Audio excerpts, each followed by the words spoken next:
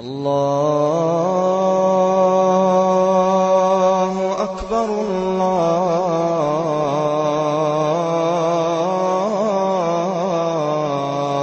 اکبر۔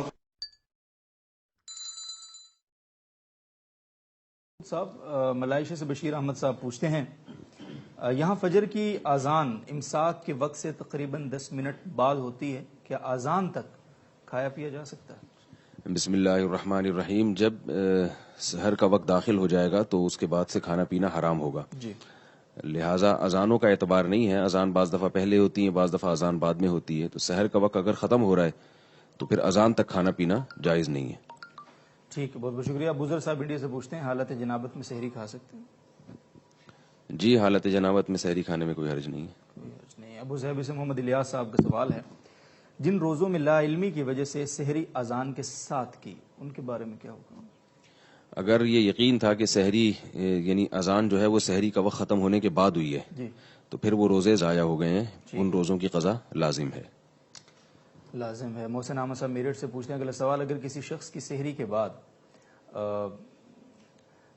ایسا کچھ عذر اس کو پیش آ گیا بیوی کی وجہ سے، نیز کسی ایسے روزوں کی تعداد اسے معلوم نہیں ہے، مطلب اس حالت میں جتنے روزے ہوئے، جبکہ یہ واقعہ مختلف رمضانوں میں کئی بار پیش آیا، تو کیا حکم ہوگا؟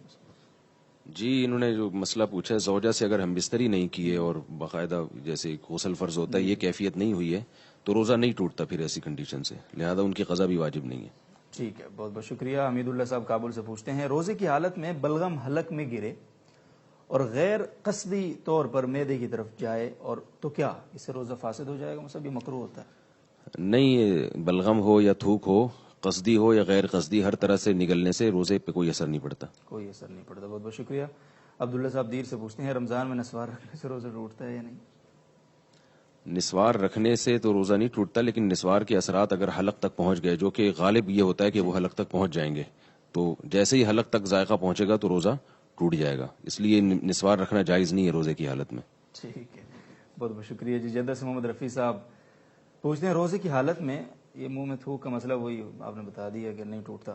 زاہد صاحب فیصل آباد سے پوچھتے ہیں، کیا بواسیر کے مسوں پر دوائی لگا کر مسوں کو معقد کے اندر کرنے سے جو کہ ٹیوب سے لگائی جاتی ہے روزہ فاسد ہو جاتا ہے یا نہیں؟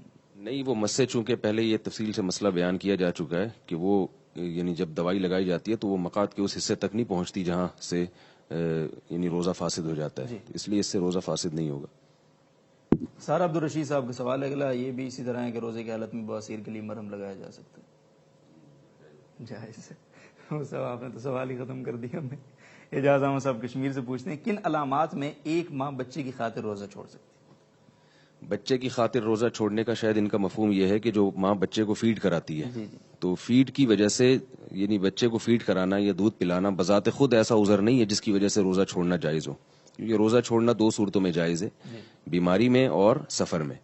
تو اگر اس خاتون کو، کوئی بھی خاتون ایسی کمزور ہیں کہ وہ بچے کو فیڈ کرانے سے ان کو کمزوری اتنی زیادہ ہوتی ہے کہ چکر آنا شروع ہو جاتے ہیں، یا یہ کہ دودھ پورا پیدا نہیں ہوتا یعنی خوراک کی کمی کی وجہ سے، جس کی وجہ سے بچے کو پھر اس کی صحت کو نقصان ہو رہا ہے، اس کو دودھ پورا نہیں مل رہا، تو ایسی کوئی کنڈیشن ہوگی تو پھر روزہ چھوڑنا جائز ہوگا۔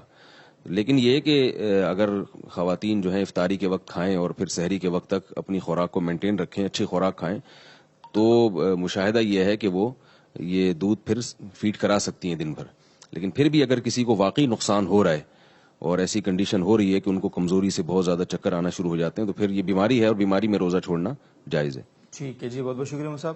اور ناظرین کرام، آپ کو میں پہلے بھی جس طرح بتایا ہے اور دوبارہ میں اس کا اعلان کر دیتا ہوں کہ ہمارا یہ پروگرام جس طرح ابھی لائیو ہے، انشاءاللہ 2 بجے تو لائیو ہوتا ہی ہے روزانہ، تو رات 12 بجے اس کو اسی پروگرام کا اس کو ریپیٹ لائیو وہ جو ہے اس کی براڈ کاسٹ ہوتی ہے، تو آپ اس وقت بھی اس کو ملاحظہ کر سکتے ہیں، دیکھ سکتے ہیں، نشر مقرر جس کو ہم کہتے ہیں اردو میں۔